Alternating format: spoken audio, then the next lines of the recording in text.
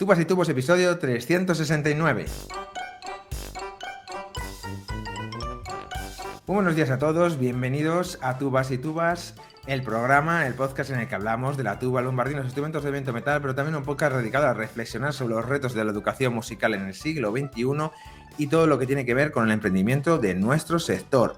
Hoy episodio 369 del jueves 6 de marzo de 2025, en el que tenemos como invitado a José Modesto Diago, profesor de saxofón en el Conservatorio Profesional de Cádiz, que hoy nos visita para hablar de una publicación de su último libro, que se titula La batalla por el control del negocio de los instrumentos de viento metal en la Revolución Industrial Francesa. Os aseguro que aquí hay un temazo súper interesante a nivel histórico que no os debéis perder esta entrevista.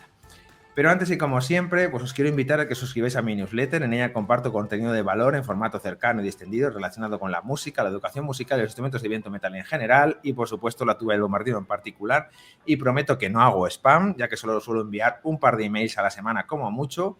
Así que te puedes unir ahora a la newsletter, esta lista que ya está formada por más de 1.600 personas, y puedes hacerlo en davidtuba.com/newsletter. Os dejo los enlaces en las notas del programa. Y ya doy la bienvenida a nuestro invitado de hoy. ¿Qué tal, José? ¿Cómo estás? Bienvenido a Tubas y Tubos. Hola, buenos días y muchas gracias, David, por esta oportunidad y por salir en tus podcasts en YouTube, que me parece que haces una labor súper interesante y de mucho valor. Nada, gracias a ti, porque creo que en esta idea como dices, de aportar valor a nuestra comunidad, pues yo creo que el trabajazo que has hecho creando este libro, tan específico además sobre un hecho histórico que, bueno, pues los que tenemos un poco curiosidad de cómo funcionan los instrumentos de viento metal, alguna vez vimos de soslayo, yo por lo menos sí que algo me suena este tema, pero claro, cuando vi la oportunidad de poder charlar sobre esto, pues estoy encantado. Así que bienvenido a este podcast tan tubero, pero que también tiene, por supuesto, acceso a todos estos temas tan interesantes. Cuéntanos, antes de nada, pues, ¿quién es José Modesto Diago y qué te ha traído hasta aquí? Pues yo soy profesor de saxofón en el Conservatorio Profesional de Música de Cádiz y soy también investigador de los instrumentos de viento principalmente. Mi foco evidentemente es el saxofón, pero está conectado con muchas otras cosas, ¿no? Con también lo que llamamos viento madera y por supuesto también y especialmente los viento metal, ¿no? Y entonces, pues, en la universidad, cuando empecé el doctorado, pues me sumergí en Adolphe Sax y dentro de Adolphe Sax, pues empecé a descubrir un mundo inmenso con los viento metal que hay ahí, saxofons, las tubas, los barítones, los bases, los altos. Entonces, tirar de ese hilo me ha hecho llegar a este punto y evidentemente, pues, lo he disfrutado mucho y ahora le estoy dando un poquito de difusión gracias a ti. Sí que es verdad que los saxofonistas tenéis, por hechos razonables, es decir, porque Sax inventó el saxofón, tenéis mucho más contacto que la mayoría de los tubistas, también porque en Francia el saxón tiene un desarrollo súper profesional desde que se inventó, pero esto no llegó tanto aquí de una manera tan contundente. Por supuesto que podemos encontrar en bandas, ¿no? Yo que he hecho el doctorado, pues hemos visto que hay bandas que tenían saxons, pero digamos que pesó mucho más la parte alemana, ¿no? Siempre se ha influenciado mucho más la parte alemana en los instrumentos de viento metal que la parte francesa, cosa que en saxofón, bueno, pues porque así ha funcionado, es al revés, ¿no? Entonces, que realmente ese nexo es curioso, ¿no? Ese nexo que tenéis los saxofonistas con Francia y cómo, bueno, pues gracias a eso has podido profundizar y navegar y crear este libro que me gustaría que, bueno, vamos a decirlo. Cuéntanos un poco de dónde surge esta idea de hacer este libro, que además está publicado en Oxford University Press, que ya lo aviso aquí un poco para los que quizás os suene un poco más raro. Esta es una de las mejores, o no es una, es la mejor, por ser claro, es la mejor editorial a nivel internacional en publicaciones relacionadas con la música y la musicología, si no recuerdo mal. Yo cuando hice musicología y el doctorado, pues hay que tirar de esas referencias, ¿verdad? Exactamente, pues como te digo, yo empecé con el saxofón, pero evidentemente el saxofón se me quedaba un poquito corto y vi que la sustancia de mi investigación, digamos que se debía amplificar a los metales, ¿no? Porque estudiar el saxofón es una parte muy pequeñita de ese mundo y cuando vi como te digo, la que se lió en la mitad del siglo XIX precisamente por el control del comercio de los metales, pues me empecé a investigar, a buscar más información, a conectar cosas y todo esto, ¿no? Y es muy curioso porque, ya te digo, la mayor batalla judicial del siglo XIX es por vosotros, ¿no? Por los metales, ¿no? No es por máquinas revolucionarias o productos farmacéuticos que curan vidas o mejoran la vida, no, fue por los metales. Estuvieron prácticamente pegándose más de 20 años, ¿no? En los tribunales, ¿no? E implicó incluso 3 regímenes políticos y en plena revolución industrial, así que fue realmente, es muy curioso, ¿no? Todo el mundo se sorprende Sí, no, es súper sorprendente, la verdad que llama mucho la atención. Entonces, cuéntanos un poco qué hay detrás de esta batalla. Evidentemente, el dinero, ya, Exactamente, vale, bien, exactamente, pero David. bueno, por ir un poco más allá. Lo que hay detrás de esta batalla, como en casi todas las batallas, pues son intereses económicos, ¿no? Pero tienen la peculiaridad que están conectados también los intereses políticos, ¿no? Y están entre ellos, pues como que muy mezclados, ¿no? Y aparte no se distinguen tampoco muy bien, ¿no? Y incluso el poder político, digamos, me gusta decir que se sirve del económico y el poder económico se sirve del político. Entonces hay Tal cual. una especie de basculación ahí entre los dos poderes que rigen todavía hoy este mundo, ¿no? Y Sabes que entonces, esto pues, funciona así totalmente, es decir, que... Y a veces incluso la palanca política es solamente es una palanca que viene de la parte económica. exactamente, exactamente. Los resortes del poder vienen desde el poder económico, ¿no? Entonces, aunque parezca que lo político que tiene mucho poder, pero a veces el poder económico se mete ahí y digamos que puede ir hacia un lado o hacia otro. Y esto se veía claramente, hoy todavía es así, pero en el siglo XIX, precisamente con vosotros, con los metales puros, pues digamos que se ve muchísimo más claro. Entonces, a ver, cuéntanos un poco realmente cómo surge. La batalla es entre, por un lado, Adolfo Sachs Ajá. y... Exactamente. Y el resto de constructores de viento. Estamos, como os he ¿En comentado, Francia o a nivel internacional? en Francia, pero yo no he encontrado, no he querido salir de Europa porque no me atrevo a meterme en Estados Unidos, pero es probable que no haya otra batalla gigantesca en Estados Unidos. Evidentemente tengo que ser prudente porque yo controlo Europa y Estados Unidos se me quedan un poco amplio, no es muy amplio también el esto, pero vamos, es bastante probable que no exista otra batalla igual en Estados Unidos, ¿no? En el siglo XIX por este tipo de cosas. Entonces la batalla surge porque, bueno, casi todo el mundo conoce a Adolfo Sass, pero digamos que Adolfo Sass tenía, entre comillas, apalabrado el negocio de los metales en Francia en 1840 entre 40 y el 45, ¿no? Tenía como apalabrado, tenía ciertos contactos políticos que le iban a proporcionar determinado dinero allí en Francia, ¿no? Sobre todo Entonces, bandas militares, bandas... Sí, ¿no? exactamente, perfecto. Estaba el negocio centralizado en las bandas militares. El que consiguiera un contrato en una banda militar, pues iba a pegar un pelotazo, ¿no? Porque las bandas militares compraban instrumentos, digamos, en grupo y en bloque, y entonces si conseguías eso, pues era muy fácil hacerte rico relativamente pronto, ¿no? Y evidentemente tenía palabra porque el sistema político en ese entonces era la monarquía, el rey era Luis Felipe de Orleans y había una creciente descontento contra ese régimen político y había ciertos, digamos, contrincantes que fabricaban instrumentos de viento en Francia que eran simpatizantes de la causa republicana, ¿no? Y digamos que, claro, para disminuir el poder de esos fabricantes rivales, Adolfo Sass lo que hizo es patentar sus instrumentos en Francia y por su parte el gobierno lo que hizo es regular la instrumentación de las bandas militares con los productos de Adolfo Sass. Estamos hablando del saxhorn, de la saxotromba y del saxofón. Entonces, evidentemente, si tú querías entrar dentro de los cauces de ese flujo de dinero, pues tenías que llegar a un acuerdo con Adolfo Sachs para que te permitiera una licencia. Construir o lo que sea, sí, exacto. Exactamente. Y evidentemente, pues estos constructores enjuiciaron a Adolfo Sax. Dicho rápidamente, pues le pusieron una denuncia en 1846 contra la patente del saxofón, la patente de la saxotromba y la patente del saxofón. Y evidentemente en 1847 empiezan esos juicios que vamos por vía civil, ¿no? Se trata de dar legitimidad o no, o validez o no, a unas patentes. Y va ganando Adolfo Sax. Lo que pasa es que esto en 1848 aparece la República. Y en cuanto aparece la República, pierde Adolfo Sax. Es decir, que ahí hay una confluencia de poderes, incluso judiciales, ¿no? De cómo influyen los políticos con los económicos, con los judiciales. Que es curioso porque si miras un poco, bueno, menos de lo que vemos aquí en España, pues esas relaciones se siguen produciendo, ¿verdad? Exactamente, exactamente. Es que estamos todavía en esa época, ¿no? En el mundo de la burguesía, en el mundo de los empresariados, en el mundo del poder económico, que, digamos, se puede interpretar una cosa de una manera o se puede interpretar de otra, ¿no? Entonces, pues, digamos que hay ciertas zonas grises donde se puede hacer más presión o se puede hacer menos presión.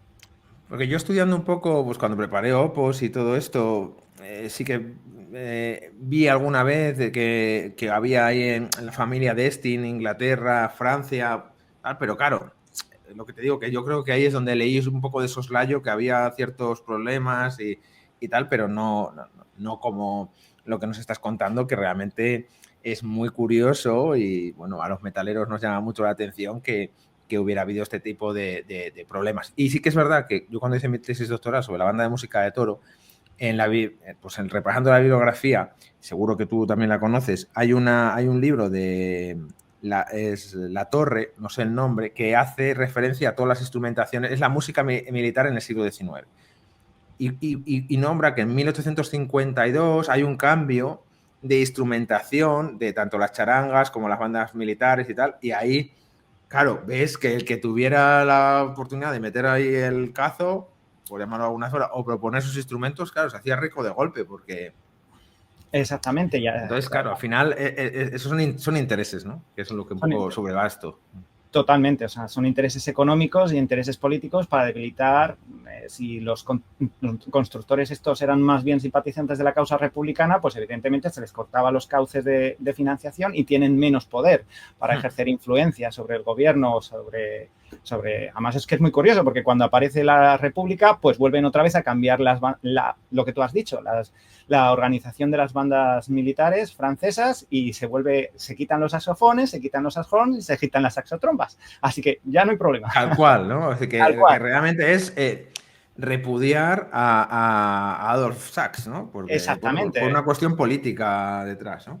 Hay una cuestión política, pero el plot twist, o sea, lo que vuelve otra vez a pasar es que en 1849, o sea, en 1848 aparece la República, pero en 1852 aparece el imperio francés. Entonces vuelven otra vez a cambiar y esta vez, evidentemente, vuelven otra vez a poner los saxofones, las saxotrombas y los saxofones, con lo cual un poco a lo bestia. O sea, que es una cosa un poquito ahí, ¿no?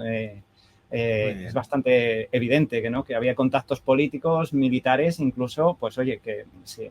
Ahí sí que es verdad que en Francia la fiscalía, que es la que supuestamente vela por los intereses comunes, es jerárquica, ¿no? Entonces, obedece a los intereses del Estado. Al gobierno, ¿no? Sí. Al gobierno. Entonces, evidentemente, si el gobierno es partidario de una cosa, pues la fiscalía habla en un juicio y se pone del lado de Adolfo Sax o de los otros constructores, ¿no? Porque ahí está la clave.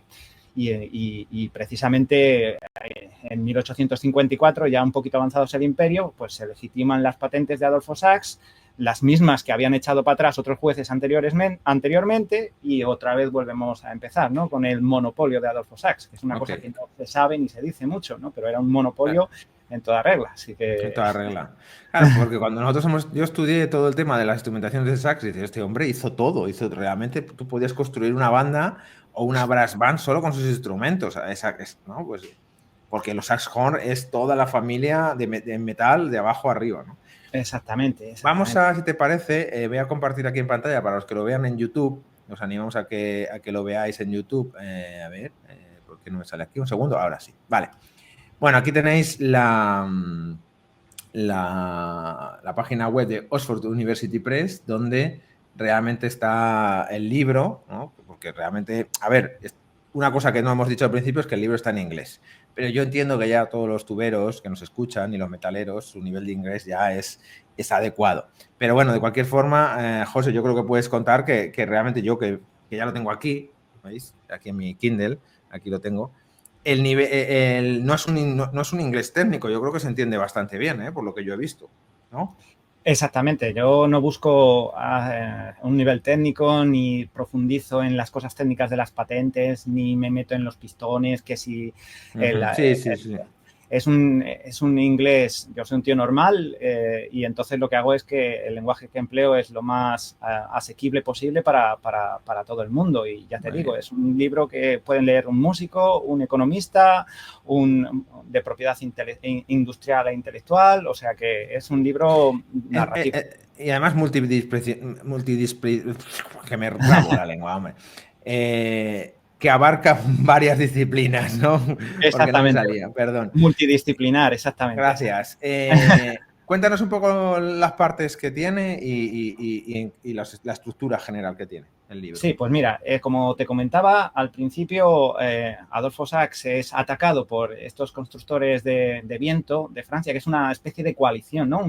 Podríamos llamarlo hoy día, lo llamamos lobby, ¿no? Porque resulta que prácticamente todos los constructores de viento de Francia y especialmente de París, donde todavía estamos al principio de la revolución industrial en Francia, por lo menos estamos entrando todavía, no hemos entrado todavía en la segunda, pues van contra Adolfo Sax, ¿no? Hacen una especie de coalición y van contra Adolfo Sax, ¿no? Cuando, como os he comentado, Adolfo Sax consigue legitimar sus patentes, ¿no? En 1854, él va contra el resto de fabricantes que, según él, no estaban respetando su patente de la saxotromba, ¿no? Y esta segunda fase es, si la primera era interesante, esta segunda es todavía más interesante porque vamos por vía penal.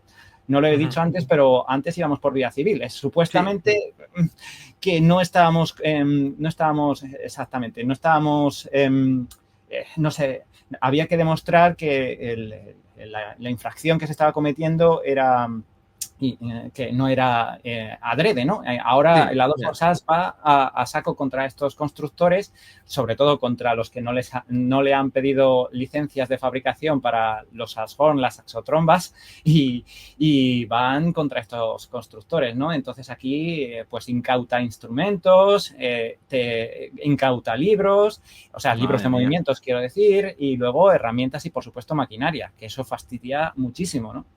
Es decir, que fueron a saco, ¿no? Total. A saco, con la policía ahí judicial, con los ugieres, diciendo esto es un saxofón, me lo llevo. Esto de aquí es maquinaria que es para fabricar los saxofón, me la llevo también. Estos mandriles para hacer los mandriles son como una especie de... Sí. Ahí está. Pues, para poder meter el instrumento y darle forma, sí. Exactamente. Me los llevo también porque tienen la forma de la saxotromba son para hacer saxofón. Entonces, pues me los llevo. Entonces es muy heavy lo que pasó ahí. Y aquí que veo que pone Besson o Besson, cuéntanos un poco qué problemática hubo aquí, porque... Esa es muy buena, porque resulta que Besson era uno de estos que contra los que fue Adolfo Sax por vía penal, ¿no? Entonces, a Besson le hizo 4 redadas el Adolfo Sax y se llevó, pues, 4 redadas, ya lo bestia, ¿no? Porque esto de redadas suena un poco como si fuera... con droga, como si fuera la droga. Drogas y estas cosas y productos ilegales, ¿no? Exactamente.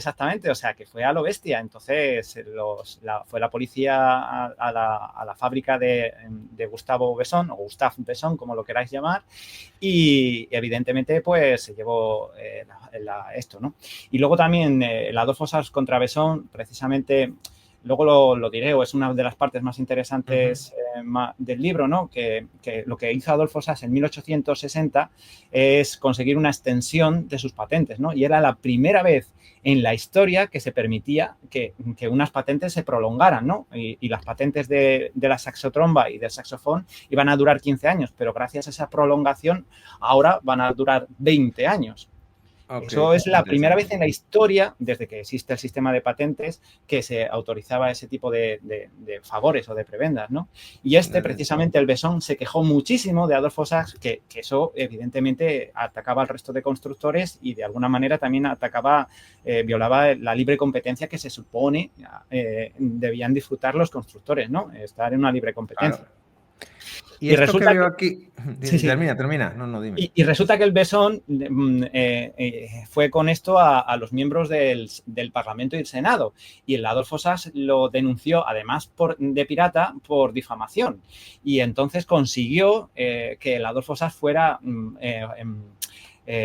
juzgado por difamación y a dos años de cárcel. Y lo que hizo el Besson para salvarse de la cárcel es fugarse a Inglaterra, a Londres. ¿Qué es lo que viene aquí, no? Claro. Y esto es lo que te iba a decir, que yo tenía en mi... Que nosotros, claro, bombardinos Besson, tú sabes que no, estos son ingleses. Pero Claro, claro. no. Son No. ingleses ahora, pero sus inicios eran franceses, ¿no? Por lo que entiendo aquí.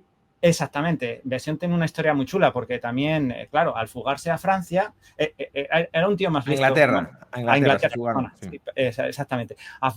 Ya tenía digamos, una branch de su, o sea, una ramificación de su marca, empresa, ¿no? sí, de su De su marca. empresa. Allí en Londres, ¿no? Entonces, lo que él hizo para esquivar la cárcel hasta que el delito prescribiera es fugarse allí. Entonces, allí también fabricaba estos viento metal profundos, ¿no? Y dejó el negocio de Francia a su mujer, que por esa razón es la primera mujer en la historia en regentar un negocio de viento metal. O sea que es curioso. Y el Adolfo Sachs también fue a por su mujer, por cierto. Claro. No, ahí a saco, ya está claro. A saco. Está claro que iban a cuchillo. ¡Buah! Madre mía. Bueno, pues muy interesante. Bueno, ya sabéis todos que aquí, como veis, aquí se puede comprar el libro. Como veis, está súper interesante, pero si alguien quiere en Amazon, pues también lo tiene. Ay, espera, que es que ahora sí, que estaba poniendo en Amazon. Bueno, se puede comprar directamente en Oxford University Press, en la página web, se puede comprar por 30 libras, más envío, entiendo. Sí. Tiene 320 páginas, es decir, que aquí hay tomate.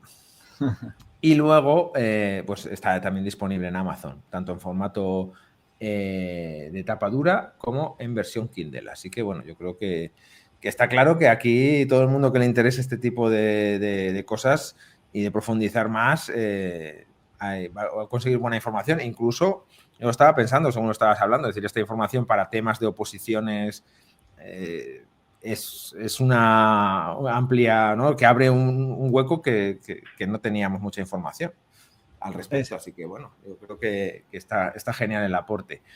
Me gustaría un poco, por ir un poco al nicho tubero, que ya sabéis que estás en un podcast de tubas, que nos cuentes la diferencia, porque ahí los tienes detrás, ¿no? Los Sachs-Horn.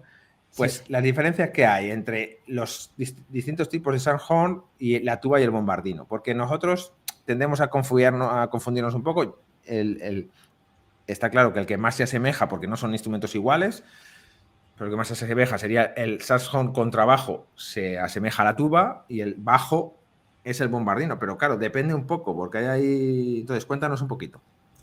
A ver, esto tiene muchas...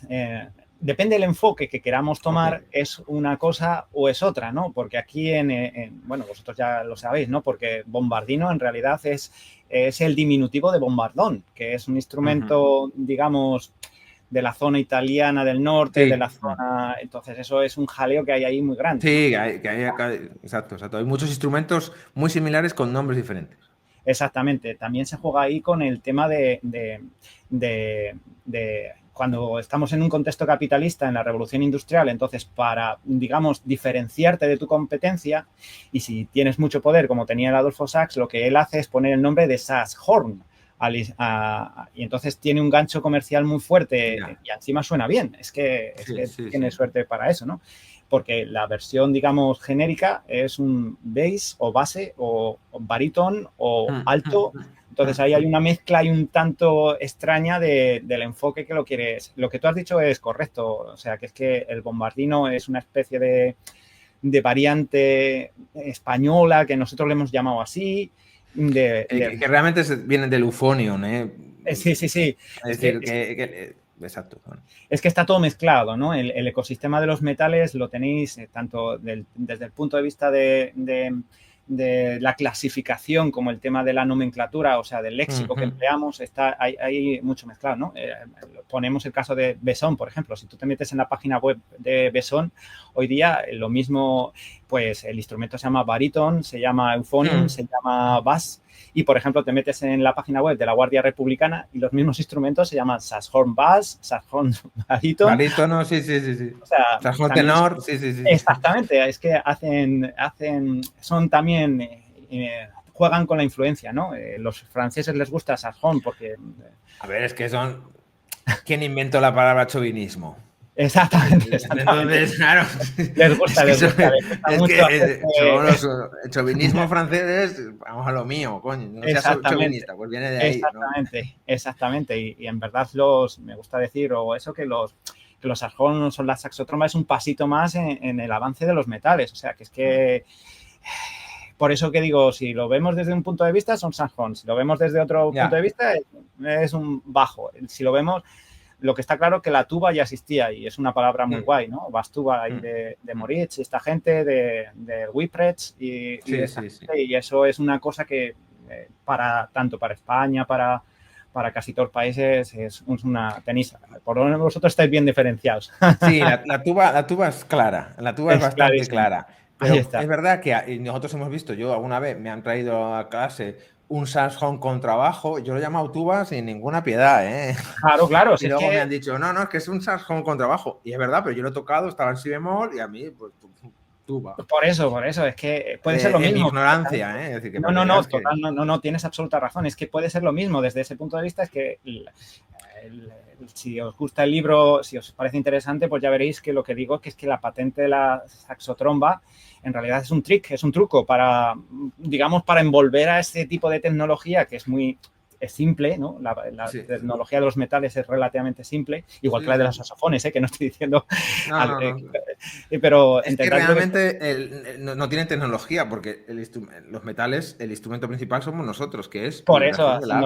lo otro que hace es amplificar y poner bonito lo que tú haces. Exactamente. ¿Vale? Por eso es un tubo, que lo único que hace es cambiar cosas.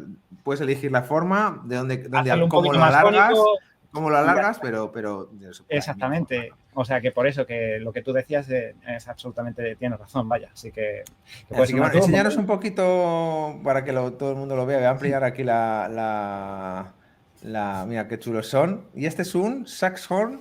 Este es un saxhorn de Gautrot, de esa zona donde se liberalizó un poquito el mercado. Yo creo que esto es de 1850, 50 y algo, ¿vale? Es así delgadito, de Gautrot, que es otro de los contrincantes de Adolfo Sax. Y este es un saxhorn bajo, o por lo menos eso dijo el Adolfo Sax. No sé si se verá muy bien ahí. No se ve. Bueno, no se ve. No se ve, ¿no? Pues esto es un instrumento que licenció el Adolfo Sax a Gautrot, pero que revendió otro constructor. Entonces, digamos que lo fabricaba un constructor con permiso de Adolfo Sax, pero lo vendía otro. O sea que es un poquito lo que pasa hoy en día también aquí, con China o con este tipo de productos. O sea que lo fabrica uno, lo distribuye el otro y el otro... Sí, le pone su marca y... Exactamente. Sí, bueno, nosotros conocemos muchas tubas del siglo XIX o principios del XX que tienen una chapita que pone fabricado en Barcelona con la tienda de no sé quién, que al final era pues eso.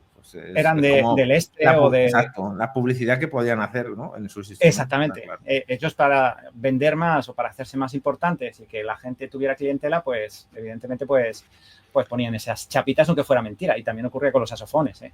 O sea sí. Bueno, pues para finalizar, sencillamente voy a compartir aquí para que todos lo vean la página web de José, donde está toda su información. Me llama mucho la atención lo de Sax Revolution y Sax Resurrection. Estuve un poco trasteando por ahí. El que tenga interés que mire, porque está muy bien. Es verdad que eso, lo que hablamos al principio. Nosotros sabemos un poco de todo lo que hizo Adolf Sax, pero realmente, seguramente a nivel organológico, más allá de toda esta historia, fue una revolución gigante la que hizo, más allá de que fuera, reitero, un nicho para que lo único que quería solo el monopolio puro y duro, ¿no? Joder, absolutamente. Que aquí voy a dejar los enlaces, pero es josem.diagosax.com y ahí también podéis contactar y seguirlo por todas las redes y bueno, pues yo creo que está muy interesante. Aquí tenéis toda la información. Y nada más, José, pues un placer tener esta charla. Yo creo que el trabajazo que has hecho con este libro pues es un aporte de valor fundamental y por eso estás aquí, que me parecía una propuesta muy interesante y bueno, pues esperando que el público objetivo, que son los instrumentos de viento metal, pues oye, quieran aprender más y aquí hay un fondo no tan musical, no tan, sino más de historia pura y dura, de quizás uno de los nexos, ¿no? De que hace que también que los instrumentos de viento metal avancen, que son los constructores y cómo gestionan sus negocios. Es muy interesante también. Absolutamente. Así que nada, un placer. Gracias a ti, por supuesto, y me parece súper interesante la labor que haces de divulgación, de creación, el curro que te pegas haciendo todas estas cosas que yo sé que es inmenso y a la hora hay que levantarse, como hay que ser organizado. Así que muchísimas gracias a ti y enhorabuena también por tu trabajo, que me parece impresionante.